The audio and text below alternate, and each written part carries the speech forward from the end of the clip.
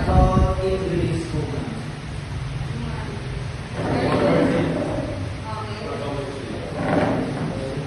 Let's now have an activity called true or false statement.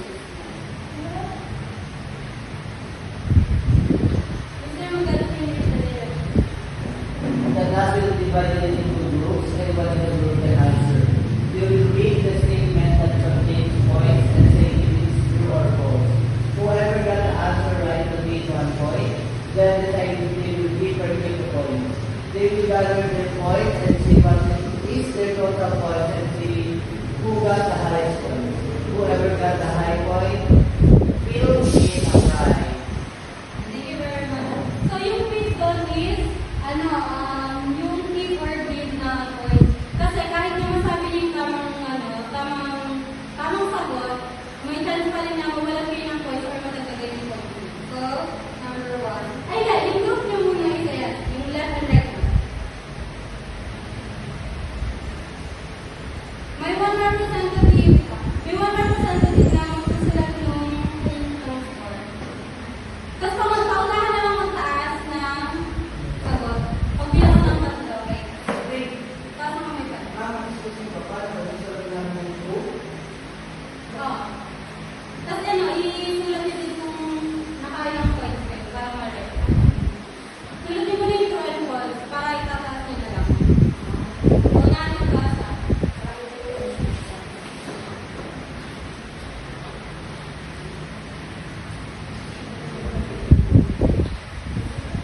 Okay, let's go. Number 1. Ready na ba?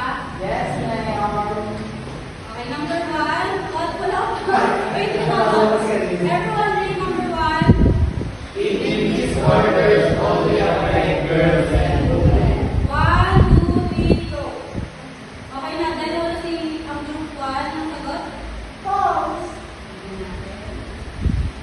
Okay, tama. False. May bago rin kayo. Kapag yung nakatulong sa ating instruction, kapag nakuha yung tamang sagot, may 1 rin kayo. Then, ngayon, mag-decide kayo kung i-keep nyo yung points or i-keep.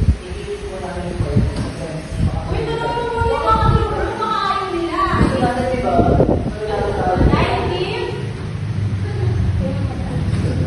Yan, nagkakating kayo ng points.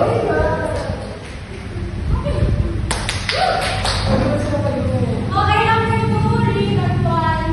People in English Orders are always So, 17. nanong ka sa 1, 2, 3, go. Nauna si Israel. Go. True.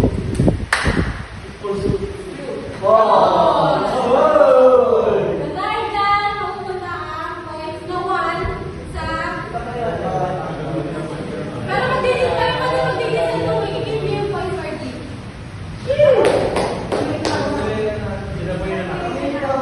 Points na. Sige, give or give.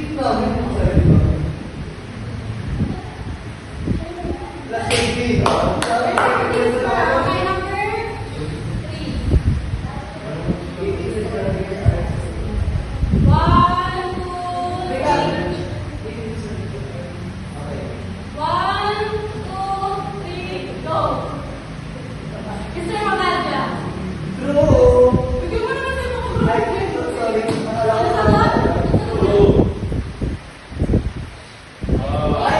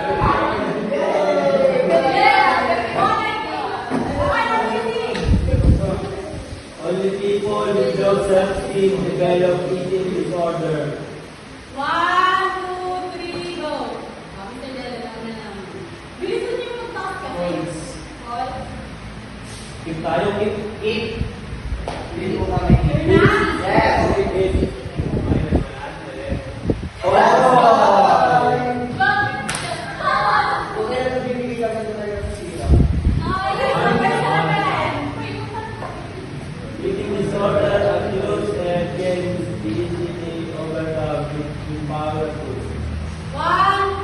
3, go. Ulit. 1, 2, 3, go. Keep tayo, keep. Keep. Okay, keep.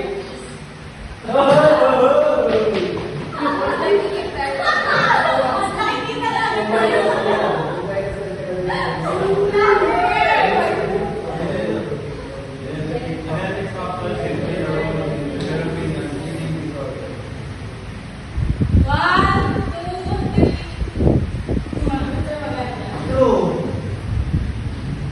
Ha, keep namin yan. Keep ko ba siya ang tagal? Minus na? Minus pa tayo. Ano? Keep talaga, keep. Keep. Agit daw. Uy, sa'yo! Super! Saan na ba yung Number 9. 1, 2, 3, go. Nauna, sir. Go. Oh. Ano sa kumpit ko, di ba? Ay, wala. Okay ka lang. Sige, it's okay to comment on someone's face as long as it's done right.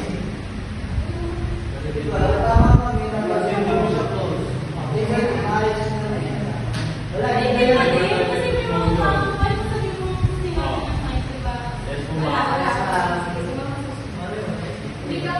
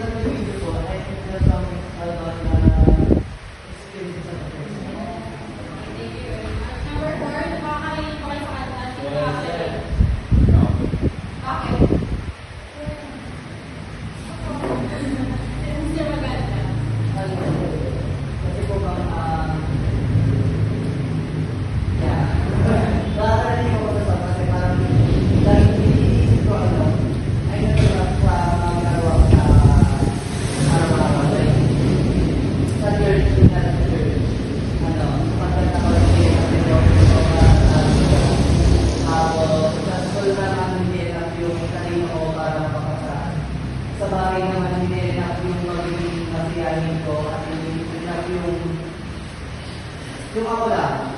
Parang sinabi ko yung sarili ko sa ibang tao na bakit sila kaya nilang gawin yung mga bagay na hindi ko kaya gawin. Which is mali naman pa. So, I think alam niyo kung ano talaga yun. Meron pa lang another question. What is the general message of the song? Pinaka-general na pinasabi naman.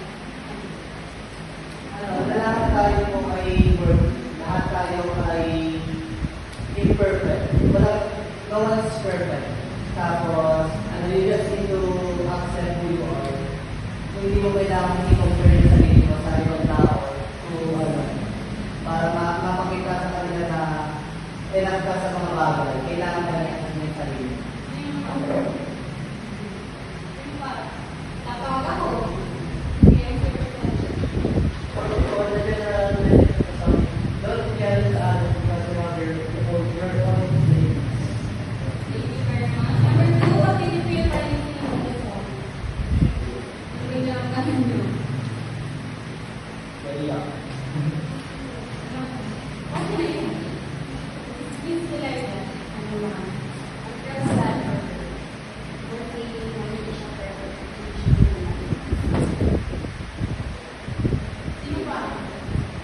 Kaya question number 3. What do you think of the person who wrote and sang the song? Ano yung pinipili mo sa language?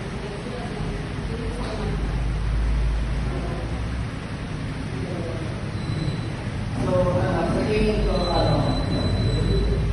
yung pinagdadaanan niya ay sobrang bigat. Kaya ito para wala kang makakausap. So, ginawa niya okay yung pag-sulat ng kanta at pagdadala sa simulan na para may-express talaga yung salawin mo. Kasi sabi ng ganda, kung hindi mo kayo mag-communicate yung verbal, pwede ka mag-communicate sa pagsulat sa pagdadala. Number 4, what do you expect in your mind about it? Ano yung expect sa starting or perfection? Sige, tanong natin. Hindi natin so, bakit hindi na natin sa amin? So, you will never be perfect. Sino pa? Represented.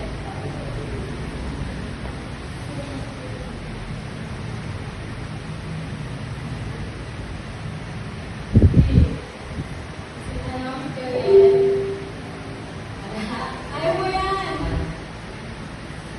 Sa akin, never to do that. Kasi kahit sabihin mo sa kanila ng brother, para sa sarili alam mo yung pagsusulat. Thank you very much.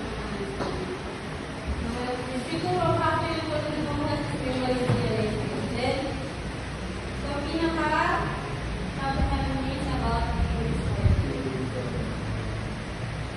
So, may another video yung kung may papanood. Okay, then yung answer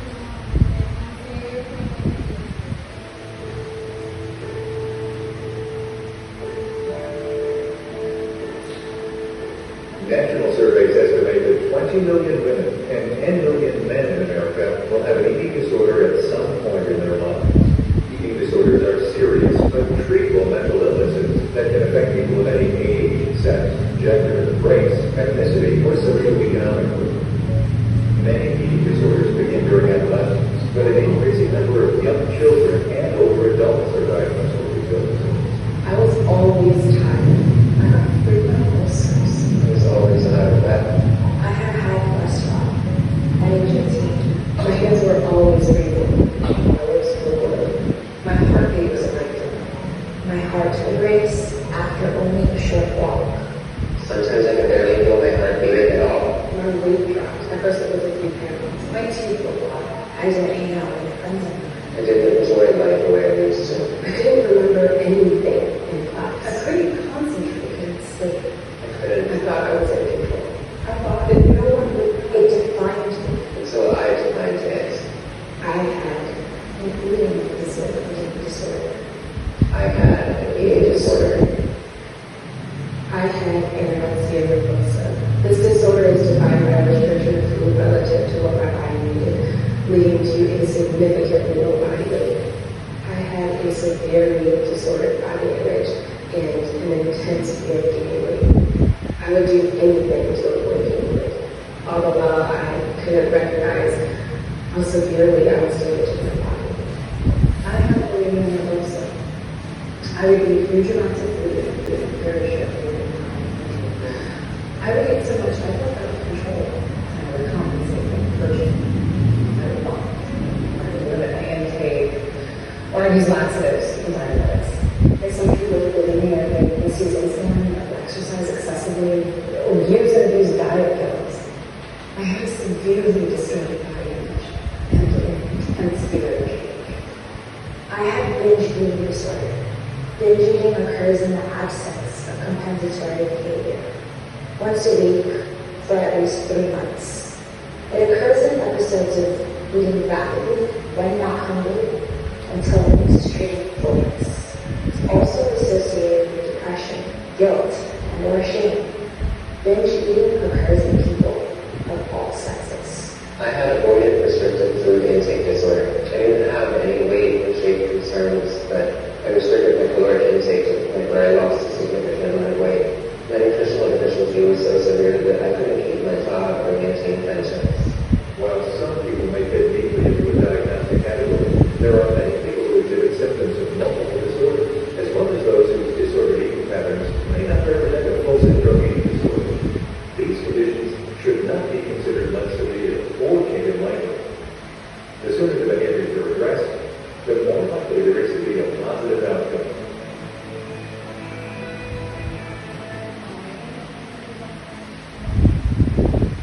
Number 1, cat. Based on the video, what is eating disorder? Everyone pakibasa po number 1. Based on the video, what is eating disorder? On the word itself, ano yung eating disorder? Sila ito. Pagkain na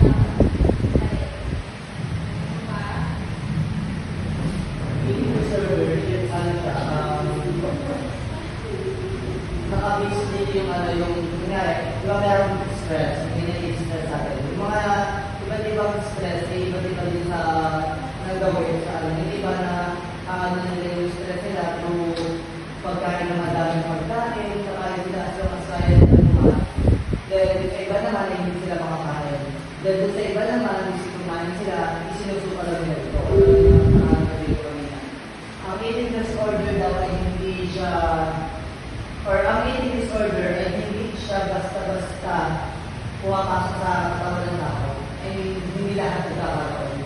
Dalawang nila sa mga tao ay nagkakaroon nito dahil nasa mentally or physically sila. Okay, thank you very much. And number 2, how many disorders did you see? Ano yun? Bibigyan ako. Bulimia nervosa. Yes, sir. Ganun pa. Tatlo pa. Miss Leia. Ano pa? Dalawa na yun. Sir Vicente. Tama. Ano pa? Last one? Avoid that. Sino mga mag-reset yung mga pa? Yung anorexia nervosa. Yung sunod, bulimia nervosa. Yung pangatlo, eating disorder. Tapos yung pang-apat, avoid that restrictive food intake. Thank you very much. And number 3, what are the characteristics and signs of eating disorder? Kahit hindi lang naman signs, characteristics. Pero kung hindi nyo sabihin, di ba? May ayaw kainin pagkain Ano pa? Sa anorexia, yung mga signs doon na may sakit ng galis, halos hindi ka na kumain, tapos namamayat ka lang kasi nakakain sa ito. Sir Jel, baka isa lang. Characteristics and signs of eating disorder. Sige, gawin mo. Ibig sabihin, binge eating disorder, sila yung mga tao na halos magsasabi ka nila kumain kasi natatakot na mag-gain ng weight. Once a week or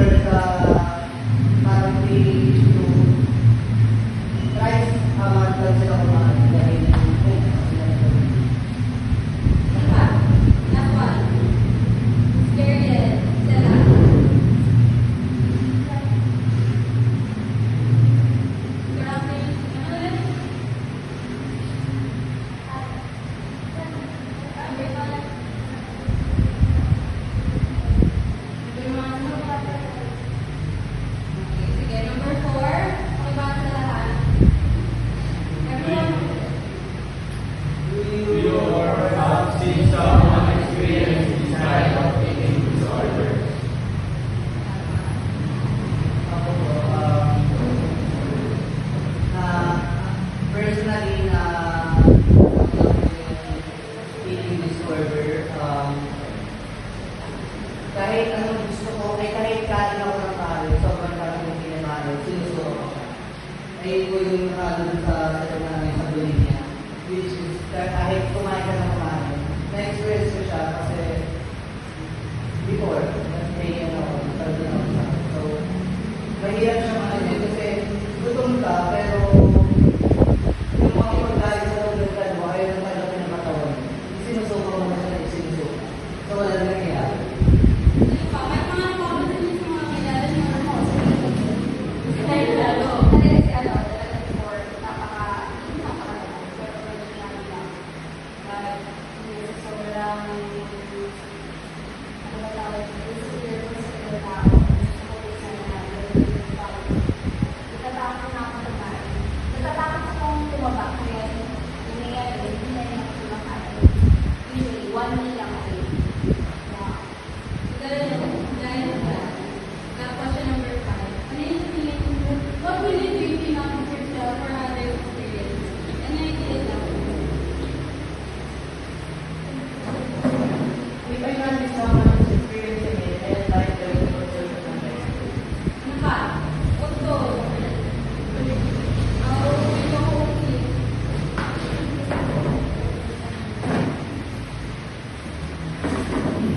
Sir Magal. Katulad ng sinabi niya, magpunta ko ako sa expert, and I will have also myself to, na-resolve ko yung problem ko. Katulad nga kung sabi yung sinabi ko, before kumakain ako ng kain na kain kasi gusto ko lang. Then, nag-consult sa, ayun, mga, ano yung sabi? So, magagaling, sa mga doctors, sa mga experts. Then, nung may sinabi sila sa akin na kailangan inumin ng gamot, ayun, may ako ng gamot para matulungan ko din yung sarili ko na hindi ko lang din ako identify na kaya yung gusto na niya. Siyempre, kung makakain naman na siya ng hindi mo ginagawa yung mga dapat gawin, hindi mo din matulungan yung sarili. So, habang nagpapatulong ka sa iba, kahit pumunta ka sa expert, kung hindi mo naman gagawin yung mga bagay na kailangan mong gawin sa sarili mo, hindi ka matulungan ng ibang tao. Kasi, natin ko na yung sarili mo na natutulong din sa'yo. So, kung pwede natin gawin ito sa mga tao, tama yung mga sinabi niyo, pwede tayong pumunta sa mga expert. Pwede natin, sa sarili natin, kung ba't may tutulungan siya. Tama naman din na, sarili lang din natin sa mga kapusan. Kasi di ba may mga tao na hindi naman sinaseryoso yung mga ganito yung pwede. Isip pa ka nila ng mali. So, pwede natin, pwede tayong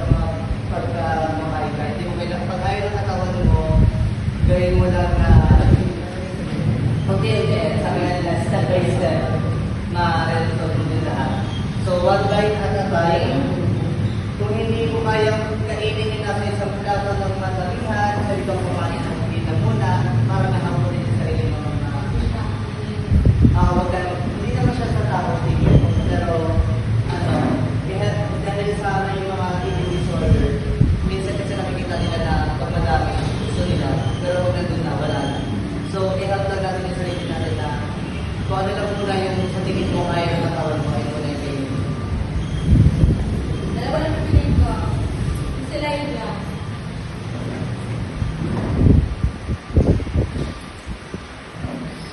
Thank you very much, Mr. Rogan.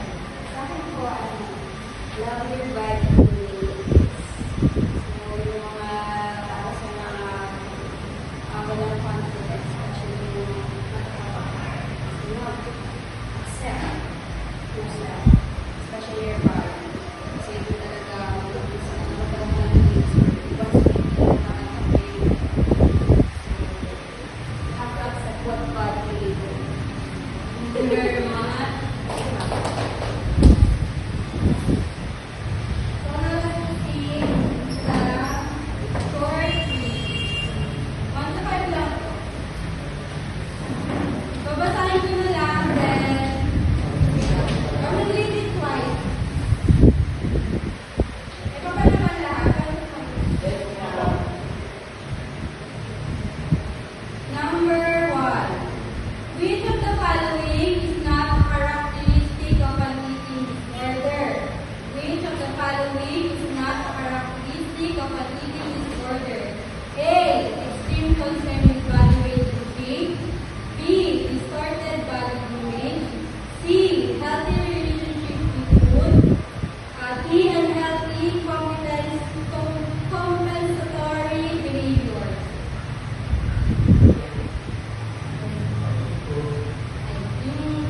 A. Extreme concern with body weight and shape. B. Distorted body image. C. Unhealthy relationship with food. D. Unhealthy compensatory behavior. Example ito. Number 2. What is a common factor that can contribute to the development of an eating disorder? What is a common factor that can contribute to the development of an eating disorder? A. Genetics only. B. Peer pressure only. A. Combination of genetics, psychological, and environmental factors. D. Lack of willpower only. Okay na ba? Number 3. Nakasunod. Number 3. Which of the following is an example of an eating disorder? Which of the following is an example of an eating disorder? A. Occasionally skipping meals. B. Anorexia nervosa. C.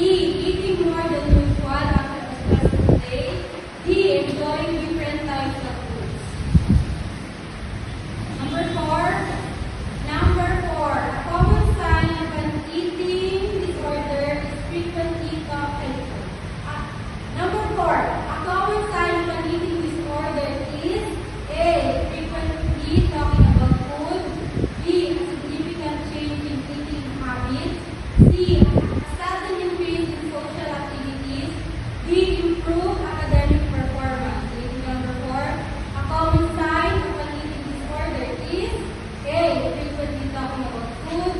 B. A significant change in eating habits. C.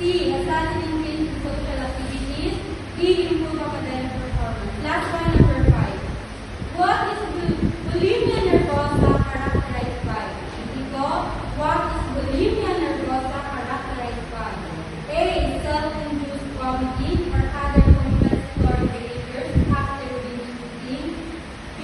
Restricting food intake and excessive exercising. C.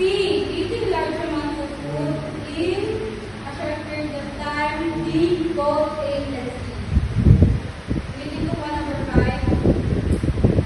What is bulimia nervosa characterized by? A. Self-induced vomiting or other compensatory behaviors after binge eating. B. Restricting food intake and excessive exercising. C. Eating large amounts of food in a short period. D. Both A and C. Okay na po? Yes, po. Kasos, number 1. C. Which of the following is accurate? Kasagot? C. Tama. Number 2. D. Tama. Number D. Number 3. Tama. Number 4. D. Tama.